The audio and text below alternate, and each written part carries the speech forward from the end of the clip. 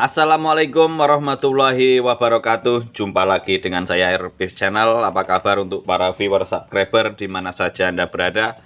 Semoga dalam keadaan sehat walafiat, tidak kekurangan suatu apapun, panjang umur, murah rezeki, enteng jodoh tapi tetap ganggu sing jomblo ae.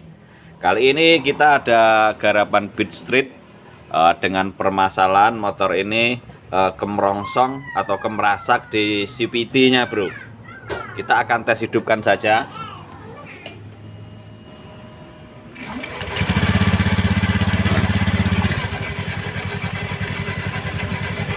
Kita dekatkan, bro.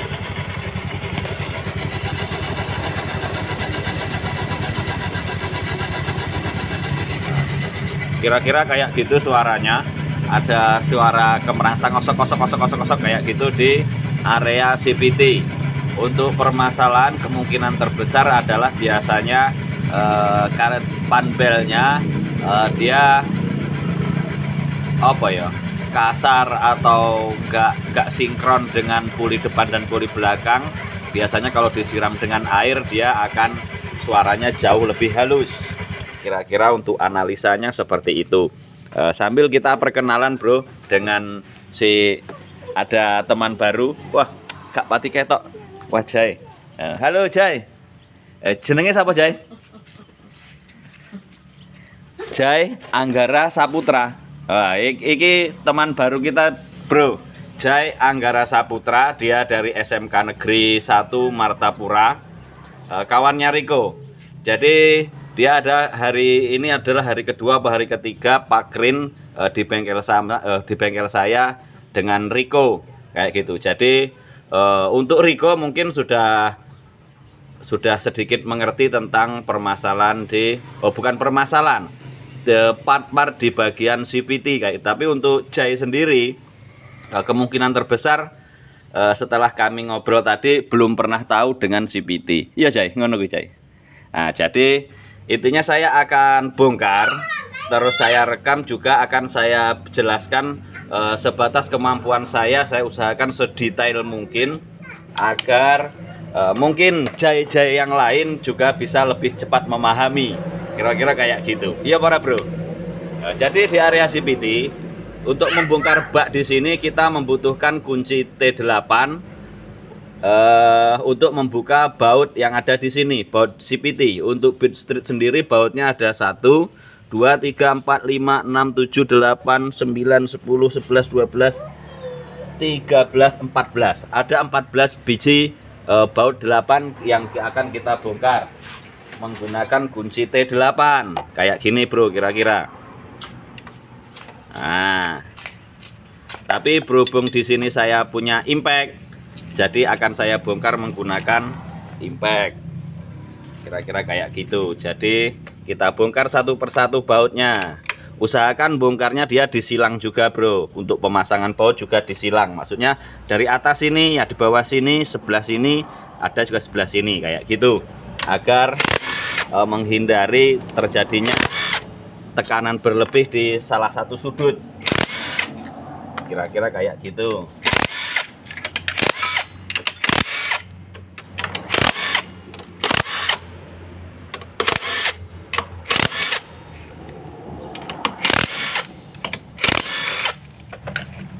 Oke, setelah bautnya semuanya kendor, kita lepasi bautnya, bro, semuanya. Mungkin penjelasan saya terlalu detail atau seperti kesannya seperti ngajari anak-anak, tapi memang tujuan saya adalah untuk mengajari si Jai yang di sini dan Jai yang syukur-syukur ada di seluruh Indonesia kayak gitu. Oke, kita buka di bagian rem di sini. Dia ada plat. Kita lepaskan dulu. Nah, kayak gini agar tidak nyangkut pada waktu kita buka bak CVT. Paham, Jai? Dia sambil dingkluk bro, ngeliatin yang bawah sana, bro. Intinya saya seneng kalau dia memperhatikan. Tarik pelan-pelan dan terlepas. Kayak gitu. Aman. Untuk di daerah sini tidak ada peralatan yang bakal lepas pretel, nggak ada. Semuanya cukup aman di sini. Nah, untuk penjelasannya, di bagian yang di sini itu dinamakan puli depan. Di bagian yang di sini dinamakan puli belakang. Untuk ini dinamakan panbel. Itu menurut bahasa yang saya pakai sehari-hari. Kayak gitu. Paham, Jai? Muni Jai, mau tak mantuk ae. Oke, setelah melalui proses pembongkaran bak CVT, sekarang kita akan lepas puli depan. Di puli depan itu ada beberapa part lagi. Kita akan bongkar satu persatu. Peralatan yang kita butuhkan adalah tracker seperti ini, bro. Terserah, banyak tipe, dia juga banyak merek. Untuk teman-teman yang nggak punya tracker, kita bisa gunakan seperti ini. Nggak punya impact maksudnya, sorry. Nah, kita gunakan kunci 22. Di kunci 22 ku. Nah, ini dia. Terus pakai gagang sok, kita buka. Kayak gitu. Biasanya rodok perlu perjuangan, bro. Tapi karena saya punya impact, jadi saya hanya buka pakai impact saja dan tidak perlu peralatan yang lain. Kita langsung buka saja.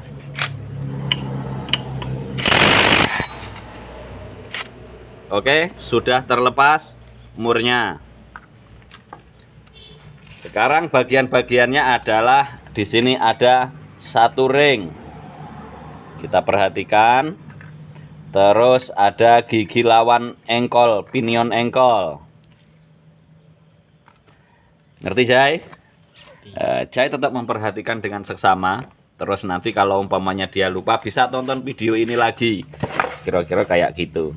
Setelah itu dibongkar lagi. Di sini ada puli kipas.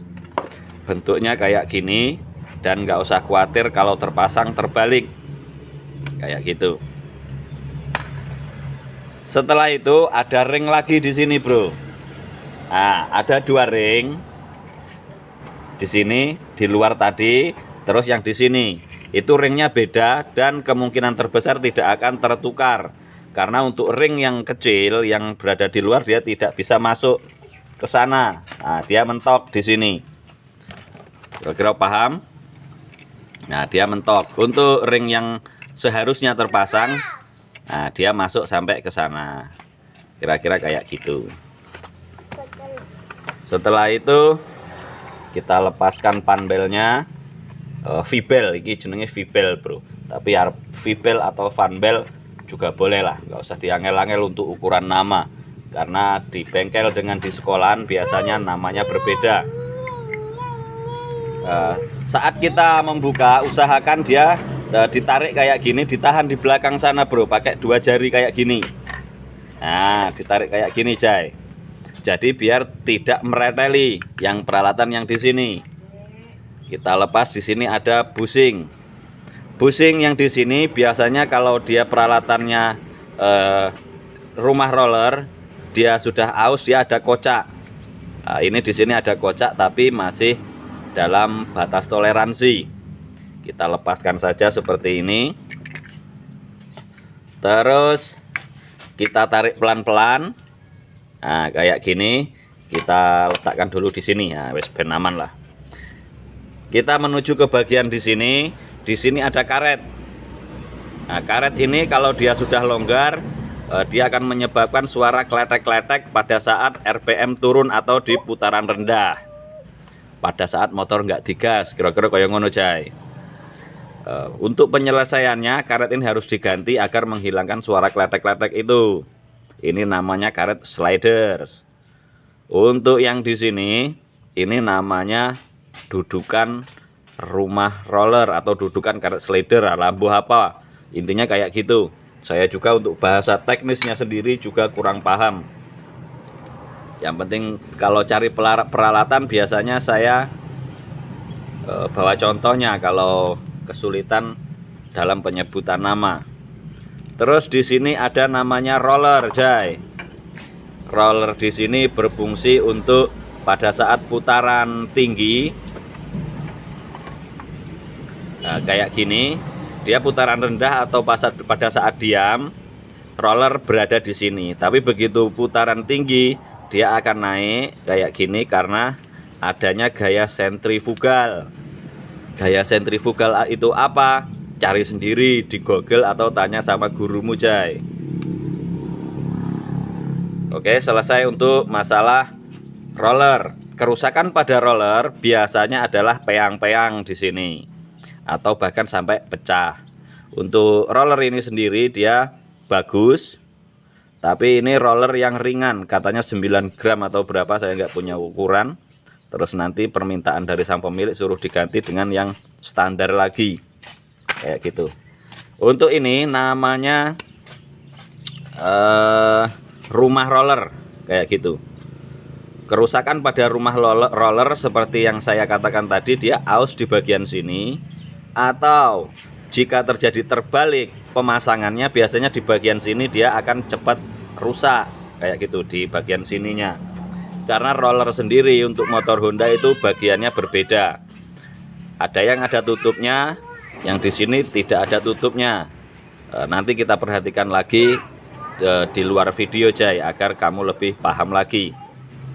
Nah, untuk pemasangannya sendiri itu berada di sebelah kiri menurut para senior-senior saya, agar dia tidak merusak rumah roller. Kira-kira kayak gitu. Wes, sampai di sini paham? Paham. Paham. Ya gak krungu Jai ngomong. Paham apa ora? Paham. Oh, paham. Ya paham sekarang, Bro. Tapi engkau biasanya engkau ditinggal ngulet, biasanya sudah lupa lagi. Ya ora apa-apa, lupa ya nanti diingatkan lagi. Sekarang kita menuju ke puli belakang, Bro. Sama, untuk yang tidak punya impact, dia tetap menggunakan peralatan kayak ini tadi, dimasukkan ke sini. Kayak gitu. Terus kita lepaskan menggunakan gagang sok. Nah, kira-kira kayak gitu. Nah, terus kita pukul bagian sini atau ditekan. Karena saya punya impact, jadi cukup saya gunakan tangan saja, terus saya lepas pakai impact kayak gitu. Nah, terlepas menggunakan kunci sok 19 atau kunci ring, kalau bisa juga nggak apa-apa. Di sini ada mur 19. Setelah itu ada ring yang lebar luarnya tapi dalamnya sempit. Beda dengan 2 ring yang tadi yang di puli depan. Nah, 3 ring ini semuanya berbeda.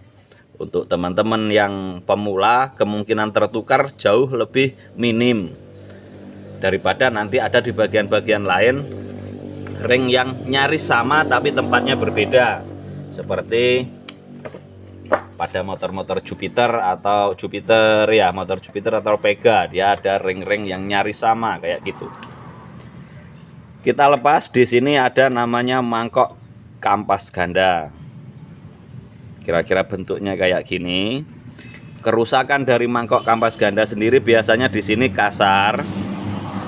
Terus habis itu dia dalam karena bergesekan dengan kampas ganda yang ada di sini. Kayak gitu. Wes, sekarang kita tarik pelan-pelan. Terus kita lepaskan bagian vibel. Vibel dia biasanya di sini ada tulisan, Bro. Di sini ada tulisan, kita baca pelan-pelan. Nah, di sini kita bisa membacanya kalau pada pemasangan yang benar, karena bisa dibalik juga. Nah, kayak gini dia juga bisa, tapi kemungkinannya mungkin ada masalah atau enggak, saya juga enggak berani eksperimen kayak gitu. Saya lebih mencari titik aman. Untuk pemasangan dari bibel ini adalah kita letakkan seperti ini, tulisan merek dia bisa dibaca, kira-kira kayak gitu.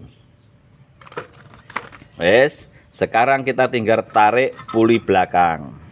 Bagian dari puli belakang adalah seperti ini. Bagian puli belakang ini juga terpisah dari beberapa part. Yang pertama adalah puli daun. Ini namanya puli daun. Terus di sana ada persipiti. Terus di sini ada kampas ganda. Dan di dalamnya ada 2 kelahar. Kayak gitu. Untuk kerusakan-kerusakannya sendiri, untuk dua kelahar yang di dalam itu biasanya kalau kita letakkan seperti ini, terus kita puter, dia akan ada suara kasar. Berarti kelaharnya minta ganti yang di dalam. Kayak gitu. Untuk kerusakan kampas ganda sendiri, biasanya dia tipis, semakin tipis untuk di bagian yang ada kayak asbesnya ini. Itu tanda-tandanya kalau rusak. Terus untuk kerusakan PCVT sendiri biasanya dia hanya lemah pada tekanannya, pada pegasnya. Tapi untuk patah sendiri saya belum pernah nemui. Untuk kerusakan pada puli daun biasanya dia ada goyang di sini. Dia ada goyang yang ekstrim. Oh, saya tak cukup nih contoh nih. Ya, ini dia Jay. Kerusakan pada peralatan ini adalah kocak. Nah, kayak gitu. Terus ada bagian yang bisa terlihat kasar, rusak seperti ini. Nah, itu rusak harus diganti satu set. Kira-kira kayak gitu. Untuk pemahaman penjelasan tentang CVT yang saya publikasikan melalui channel YouTube RPS Channel, yang bertujuan untuk memberikan edukasi atau pengetahuan, membagikan pengetahuan saya kepada Jay dan teman-temannya yang lain, atau Jay-Jay yang lain kayak gitu. Oke, semoga video ini sedikit menambah wawasan kita semuanya. Jangan lupa like, subscribe, and share. Dan saya akhiri, wassalamualaikum warahmatullahi wabarakatuh.